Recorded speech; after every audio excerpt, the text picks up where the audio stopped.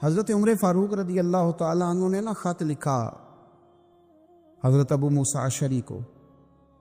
آپ فرمانے لگے یاد رکھنا جو گورنر جو امیر اپنے رب کریم کی فرما برداری کرتا رہتا ہے نا، اس کی رعایا بھی اس کی فرما برداری کرتی. اور جو لوگ اپنے رب کریم کی فرما برداری چھوڑ دیتے ہیں، پھر جنہوں نے ان کی فرما برداری کرنی ہوتی ہے وہ ان کی فرما برداری چھوڑ دیتے ہیں. آپ نے سپہ سالاروں کو خط لکھے تھے، فوج کے جو جرنیل تھے، کمانڈو تھے، ان کو خط لکھے تھے. فرمایا جو سپاہی نماز نہیں پڑھتا اسے فوج سے نکال دو. اور ساتھ لکھا تھا یاد رکھو جو رب کا وفادار نہیں ہے، پھر جنہوں نے ان کی فرما برداری کرنی ہوتی ہے وہ ان کی فرما برداری چھوڑ دیتے.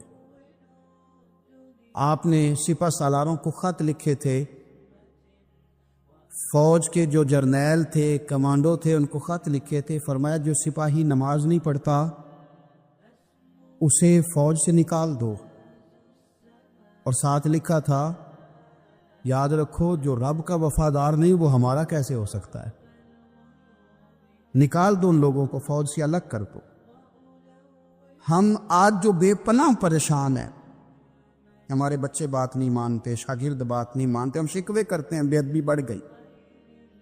ادب کے ساتھ میں گزارش کروں گا بڑوں کی بارگاہوں میں، جو میری طرح کے بڑے بنے ہوئے ہیں، بزرگوں سے نہیں بات کرتا، ان سے میں کہوں گا کہ ہمیں ایک دفعہ اپنے اوپر بھی تو غور کر لینا چاہیے. کہیں ایسا تو نہیں ہے کہ ہم جب تک اللہ تعالیٰ کے فرما بردار تھے، جب تک ہم تقوی کے معیار پر تھے، ہماری بات ماننے والے ہماری بات مان رہے تھے. کہیں ایسا تو نہیں کہ ہم اس معیار سے ہل گئے ہیں، تب جو ہمارے فرما بردار تھے وہاں سے ہل گئے. حضرت سیدنا ابو موسیٰ اشعری کہتے ہیں کہ میں نے صفائی کی، مال غنیمت کی میں نے صفائی کی، تو ایک دینار مجھے کہیں پڑا ہوا مل گیا. تو فرماتے ہمیں اجازت ہوتی تھی کہ ایک آدھ دینار ہم اپنی مرضی سے کہیں خرچ کر سکتے. اگر آپ ناراض نہ ہوں تو ہمارے ہاں جب چیئرمین صاحب، ناظم صاحب ٹھیکے دیتے ہیں تو ٹھیکیدار ان کا چھوٹا بھائی ہوتا ہے، یا چچا کا بیٹا ہوتا ہے، یا خالہ کا بیٹا ہوتا ہے. وہ خود ناظم ہوتے ہیں اور ان کا چھوٹا بھائی ٹھیکیدار ہوتا ہے. یعنی وہ سارا کچھ گھر کے اندر ہی رہتا ہے. گھر کے اندر ایک پیسہ دیتا ہے، دوسرا واپس اس کو واپس کر دیتا ہے، گھر کے اندر ہی. اب تو خیر ہمارے لوگ سمجھدار ہو گئے. ایک بندہ ایک سیاسی جماعت میں ہوتا ہے، دوسرا دوسری میں، اور تیسرا جس کی بھی حکومت آئی، حکومت تو ہماری رہے گی نا. ایک بندہ تو ہے نا اس جماعت. یہ اچھا لوگوں نے ایک طریقہ نکالا ہے. تو حضرت عمر کے بیٹے گزر رہا تھا، تو حضرت ابو موسیٰ اشعری کہتے ہیں میں نے صفائی کی تو ایک دینار نکلا، تو میں نے وہ ایک دینار حضرت عمر کے بیٹے کو دے دیا. میں نے کہا لو بیٹا اپنے چچا کی طرف سے تحفہ. تو گھر جا کے انہوں نے حضرت عمر کو بتایا کہ چچا نے پیسے دیے ہیں. چھوٹے بچے تھے. حضرت عمر نے حضرت ابو موسیٰ اشعری کو بلا لیا اور بلا کے فرمانے لگے میں تو تمہیں اپنا دوست جانتا تھا اور تو نے میری اولاد کو ہی دنیا دار بنانا شروع کر دیا.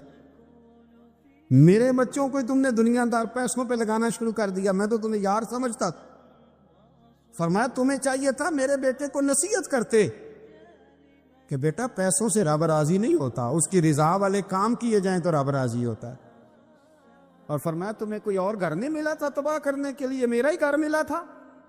اٹھاؤ اپنا دینار اور خبردار آج کے بعد میرے بچوں کے ساتھ یہ والی نیکی نہ کرنا. اور ہمارا کیا سٹیٹس ہے؟ دوستی ہے یہ اس سے جو تحفے زیادہ دے، جو بچوں کو خراب کرنے میں مدد زیادہ کرے، اس کے ساتھ گرام. حضرت عمر نے گھر پہ اور سب سے بڑھ کر اپنی ذات پہ توجہ کی. حضرت ابو مالک رضی اللہ تعالیٰ عنہ کہتے ہیں میں عمر کے پیچھے پیچھے ایک باغ میں گیا، اکثر اس باغ میں جایا کرتے، اور عمر جا کے تو درخت کے نیچے بیٹھ گئے اور فرمانے لگے وہ امیر المومنین اللہ سے ڈر جا، ورنہ جس رب نے حکومت دی ہے وہ عذاب بھی بڑھا دے گا. ڈر جا رب سے. کبھی ساری زندگی حضرت عمر نے اپنا کوئی تعارف نہیں کرایا، کبھی نہیں. ایک بندے نے آپ کے سامنے تعریف کر دی آپ کی تو فرمانے لگے تو خود بھی ہلاک ہوا اور مجھے بھی ہلاک کر دیا. کیا ضرورت پڑی ہے میری تعریفیں کرنے کی؟ اتنی دیر میری تعریف میں لگائی. اللہ کا ذکر کرتا رب تجھے ثواب دیتا، حضور پہ درود پڑھتا تو رب تیرے اوپر رحمتیں نازل کرتا۔ کس چکر میں؟ آج جتنا اچھی کوئی خوشامد کرے اتنی اچھی وزارت ملتی، جتنی اچھی اس کو جو ہے وہ چاپلوسی کرنی آیا درجہ بھی اسے اتنا ہی اچھا ملتا ہے۔ حضرت عمر فاروق رضی اللہ تعالیٰ عنہ آپ کے بیٹے کہتے ہیں، صاحب فتوح الشام نے لکھا ہے، آپ کے صاحبزادے کہتے ہیں میں نکلا تو میرے ابا جی نا اپنی پشت پر مشکیزہ رکھ کے کنویں سے پانی بھر کے آ رہے، میں دوڑ کے آگے گیا، میں نے کہا ابا جی مجھے دے دے۔ فرمانے لگے بیٹا تیرا کیا خیال ہے، کوئی اور نہیں تھا مشکیزہ بھر کے لانے کے لیے، تیرا کیا خیال ہے؟ کہا ابا جی بڑے لوگ تھے پر آپ کیوں اٹھا رہے؟ فرمانے لگے نفس نا ذرا میرا بڑا ہو گیا تھا، اسے ذرا ذلیل کر رہا ہوں، ذرا اپنا محاسبہ کر رہا ہوں، یہ مجھے کہہ رہا تھا تو بڑی چیز ہے، تو میں نا ابھی مشکیزہ گھر رکھ کے آؤں گا، پھر تیری ماں نے مجھے کہا ہے کہ گھر میں لکڑیاں کوئی نہیں جلانے کے لیے، پھر میں جنگل سے لکڑیاں کاٹ کے لاؤں گا۔ اب میں امیر المومنین بن کے نا تو میرا نفس تھوڑا بڑا ہو گیا۔ اب یقین کریں ہمارا آزمہ خراب ہو جاتا ہے جب تک ہمارا تعارف صحیح نہ ہو، ہمارا تعارف ٹھیک نہ ہو، میں یہ ہوتا ہوں میں وہ ہوتا ہوں، چھوڑ، مٹی دیں تے مٹی رہنا ہی، مٹی دیں تے مٹی دیں تے مٹی رہی بھی، یہ جو ذات کا چکر ہے نا میں بھی ہوں مجھے بھی، او بھائی یاد رکھو میں کون ہوں، یہ جو نام نمود اور یہ خواہشیں اور یہ جو بکار، یہ تو کمزور لوگوں کا طریقہ ہے، جس کو اپنا تعارف کرانا پڑ گیا اس سے بھی زیادہ کمزور کوئی ہے، فوٹو میں دکھاتا پھرتا ہے فلانے کے ساتھ فوٹو فلانے، تو کمزور بندے یہ کام کرتے۔ حضرت عمر فاروق اللہ اکبر، حضرت عمر جیسا بندہ 24 لاکھ مربع میل کا حکمران، اور شاہ روم کو خط لکھ کے کہتا ہے میں منت نہیں کرتا میں حکم دیتا ہوں، اتنا تگڑا بندہ۔ جنگ قادسیہ کے لیے حضرت سعد بن ابی وقاص کو بھیجا، فتوح الشام پڑھ کے دیکھیں، حضرت عمر بڑے پریشان ہیں، اتنے دن ہو گئے کوئی رپورٹ ہی نہیں آئی، اب تو موبائل ہے نا، ایک منٹ کی رپورٹ لیں آپ، بلکہ آپ 1 منٹ کی فوٹو لیں، آپ رپورٹ تو دور رہ گئی۔ حضرت عمر فاروق رضی اللہ تعالیٰ عنہ بڑے پریشان ہیں کہ قادسیہ میں حضرت سعد بن ابی وقاص کے ساتھ لوگ جہاد کرنے گئے، رپورٹ کوئی نہیں آ رہی، اتنے پریشان تھے کہ باہر نکل کے نا اس رستے پہ بیٹھ جاتے جو رستہ قادسیہ کی طرف سے آتا تھا، اس جو بھی آتا جاتا پوچھتے جنگ کے کیا حالات ہیں۔ ادھر جب اللہ نے فتح دے دی نا تو حضرت سعد بن ابی وقاص رضی اللہ تعالیٰ عنہ نے نا ایک قاصد کو خط دے کے بھیجا، کہنے لگے عمر کے پاس جاؤ، انہیں اطلاع دو کہ الحمدللہ اللہ نے اسلام کو فتح عطا کر دی۔ یہ حضرت عمر کو جا کے دینا، وہ بڑے پریشان ہوں گے۔ وہ جو اس زمانے میں اس طرح ہوتا تھا کہ کئی دور دور سے صحابہ جو دوسرے شہروں کے ملکوں کے رہنے والے ہوتے تھے وہ بھی آ کے شامل ہو جاتے تھے جہاد میں، کوئی 1 دفعہ مدینے آیا، کوئی 2 دفعہ آیا، پھر اپنے اپنے علاقوں میں بہت سارے لوگوں نے زیادہ دفعہ حضرت عمر کو دیکھا بھی نہیں تھا۔ وہ جو قاصد خط لے کے آیا تھا نا اس نے 1 دفعہ دیکھا تھا، اب حضرت عمر بوڑھے ہو گئے، وہ پہچانتا نہیں تھا۔ میری بات کی سمجھ آ رہی ہے آپ حضرات؟ ادھر سے وہ خط لے کے آگے حضرت عمر مدینے سے باہر نکل کے اس روڈ پہ بیٹھے تھے جو قادسیہ سے آتا تھا، جب اس آدمی کو آتے دیکھا تو حضرت عمر اٹھ کے کھڑے ہو گئے، فرمانے لگے قادسیہ سے آ رہے ہو؟ وہ کیا کہتا ہے؟ پھٹے پرانے کپڑے، ٹوٹے ہوئے جوتے، سر پہ پرانی پگڑی، کہنے لگے غلام مدینے کے رہنے والے ہو؟ حضرت عمر کہنے لگے ہاں مدینے کا ہوں۔ کہا میں قادسیہ سے آیا ہوں، الحمدللہ اللہ نے اسلام کو فتح دے دی ہے، الحمدللہ کفر کی کمر ٹوٹ گئی ہے۔ اس نے یہ بات کر کے تو گھوڑے کو ایڑی لگائی، گھوڑا دوڑنے لگا مدینے کے، حضرت عمر بھی ساتھ ساتھ دوڑ رہے، فرمانے لگے اچھا بتاؤ خالد بن ولید کا کیا حال ہے؟ تھوڑا آگے جا کے فرمانے لگے اسامہ بن زید کیسے؟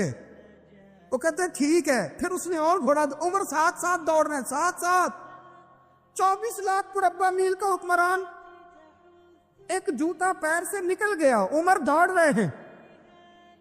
آگے جا کے پوچھتے ہیں سعد بن ابی وقاص کا کیا حال ہے؟ کہ حضور وہ بھی ٹھیک ہے۔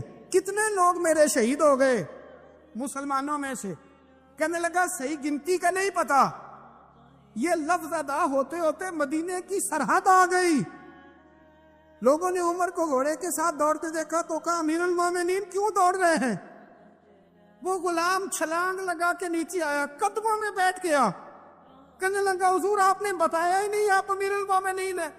آپ فرمانے لگے کیا بتاتا, میں تو اونٹ چرانے والے کا پتر ہوں, کیا بتاتا, گھر میں بیٹھا ہے, کیا بتاتا, کوئی حیثیت نہیں, کوئی تو نے اچھا کیا, تو مجاہد تھا, مجھے ساتھ ساتھ دوڑایا, تو نے اچھا کیا. جتنے لوگ تھے چیخیں مار کے رونے لگے. حضرت فاروق اعظم سے کہنے لگے عمر جب تک تیرے جلوے رہیں گے اللہ کامیابیاں ہی عطا فرمائے گا, جب تک تیرا رنگ رہے گا اللہ تعالیٰ نوازتا ہی رہے گا. کچھ نہیں, کبھی اپنا آپ ظاہر ہی نہیں کیا. بہت بڑے تھے, بہت بڑے تھے حضرت عمر, بڑے تھے, لیکن ساری زندگی اپنے محاذ. حضرت ابو رافع غلام تھے, قرآن پاک بڑا سونا پڑھتے تھے. حضرت عمر جب بھی انہیں ملتے کہتے ابو رافع تو عمر سے اچھا ہے, قرآن بڑا شاندار پڑھتا ہے. تو وہ کہتے حضور اگر میں قرآن صحیح پڑھتا ہوں تو آپ کو قرآن کی تشریح زیادہ صحیح آتی, آپ بھی تو مجھ سے افضل ہیں. تو آپ فرماتے نہیں پھر بھی تو مجھ سے افضل ہے. کیوں؟ اس لیے کہ تو اپنے غلام اپنے آقا کی نوکری بھی ٹھیک کرتا ہے اور رب کی عبادت بھی ٹھیک کرتا ہے, اور مجھے خالص صرف عبادت کرنی ہوتی ہے وہ بھی ٹھیک نہیں کر پاتا. ساری زندگی اپنا محاسبہ, ساری زندگی اپنے گریبان میں دیکھا, ساری زندگی اپنے آپ کو پرکھا, اپنے آپ کو ٹٹولا. 65 سال عمر بیت گئی. حضرت حذیفہ بن یمان ایک صحابی تھے, میرے نبی کریم علیہ السلام نہ ان سے راز کی باتیں کرتے تھے. ہر بندے کا عزمہ ٹھیک نہیں ہوتا, سب سے راز کی بات نہیں کرنی چاہیے. حضرت حذیفہ بن یمان کہتے ہیں حضور راز کی باتیں بتاتے. مدینہ منورہ میں جو منافقین تھے ان کی لسٹ بھی نبی پاک نے حضرت حذیفہ بن یمان کو دی تھی. جب کوئی مشکوک آدمی مر جاتا نا تو صحابہ کہتے ہم دیکھتے اگر حضرت حذیفہ نے جنازہ پڑھا تو ہم بھی جنازہ پڑھ لیتے. لوگ جنازہ نہ پڑھتے. حضرت حذیفہ بن یمان کہتے ہیں جناب عمر فاروق کی خلافت کے آخری ایام تھے, کچھ دنوں کے بعد وہ شہید ہو گئے.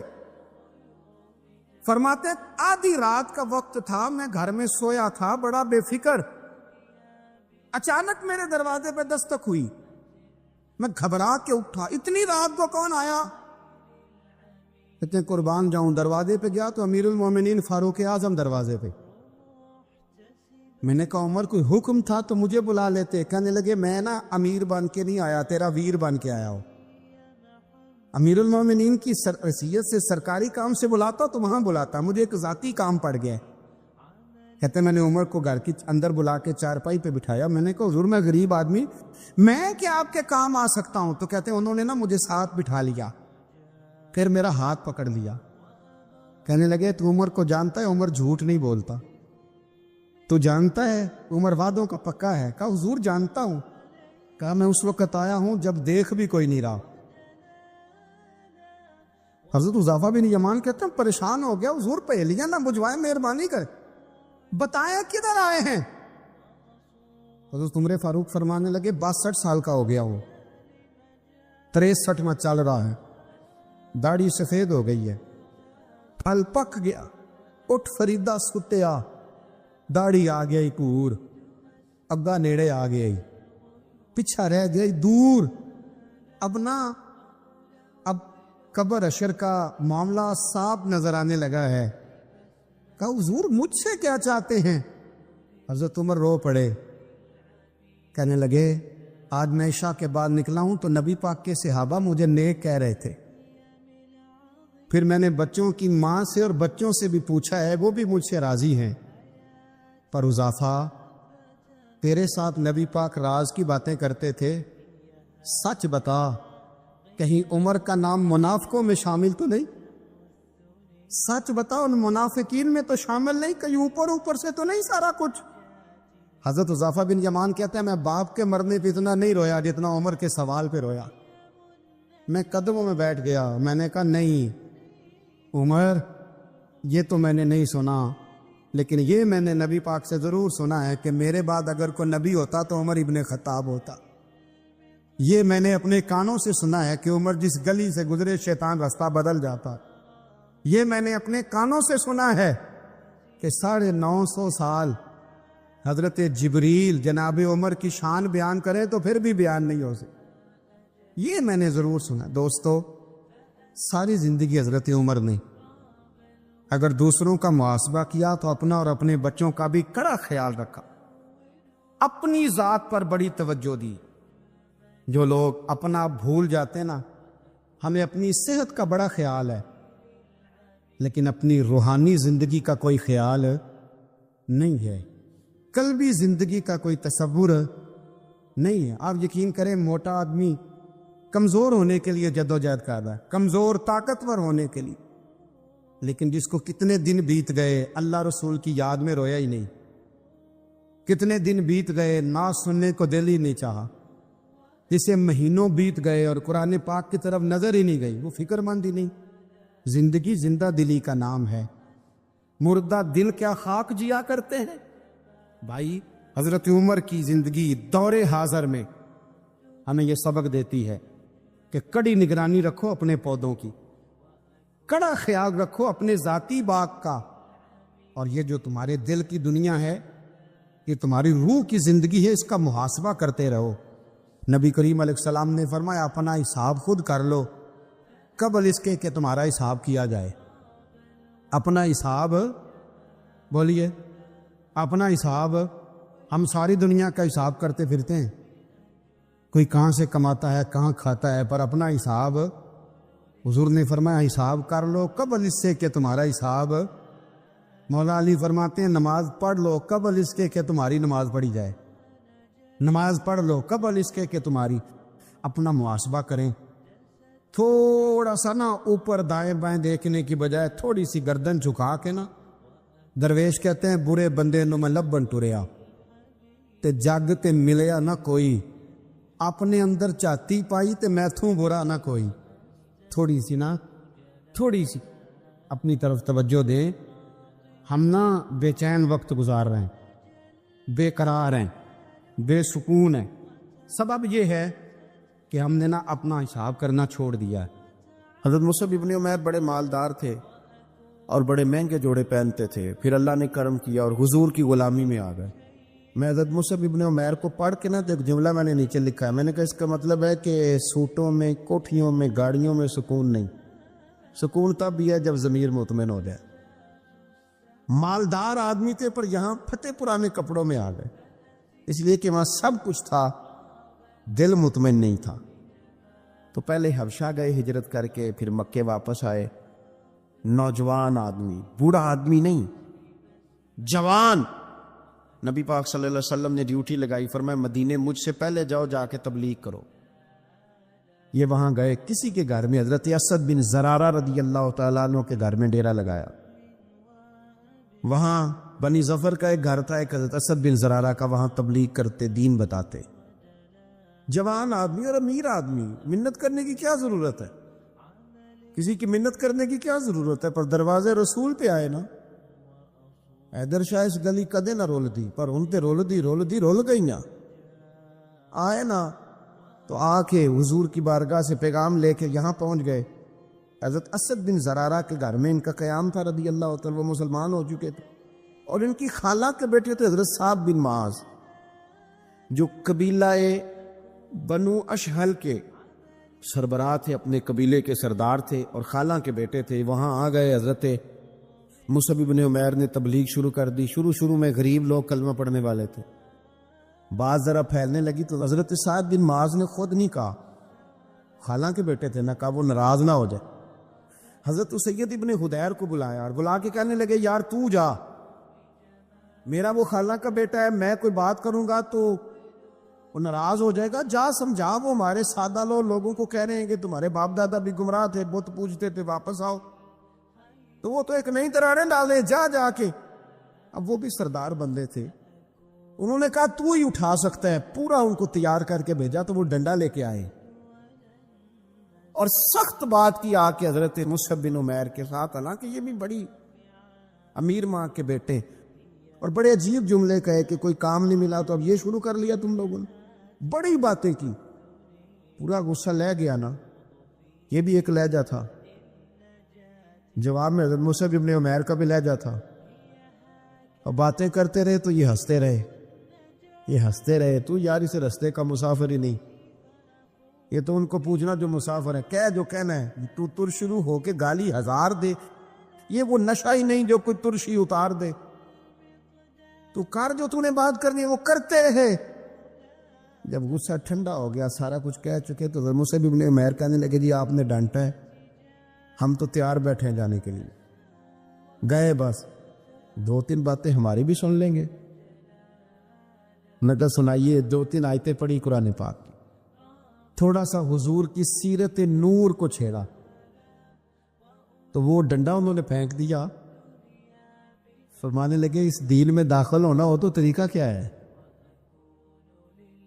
تو حضرت مصعب ابن عمیر کہنے لگے آپ غسل کریں، کپڑے بدلے، آئے میں کلمہ پڑھاتا ہوں۔ انہوں نے غسل کیا، کپڑے بدلے، کلمہ پڑھا، اب واپس گئے تو ان کو پتا تھا میں نے جانا ہے، تو سعد بن معاذ نے رزلٹ پوچھنا ہے، کہتے ہیں اس نے مجھے بھیجا تھا تو میں نے بھی اسے بھیجنا ہے، کہتے ہیں میں نے جا کے کہا اس قبیلے کا قبیلہ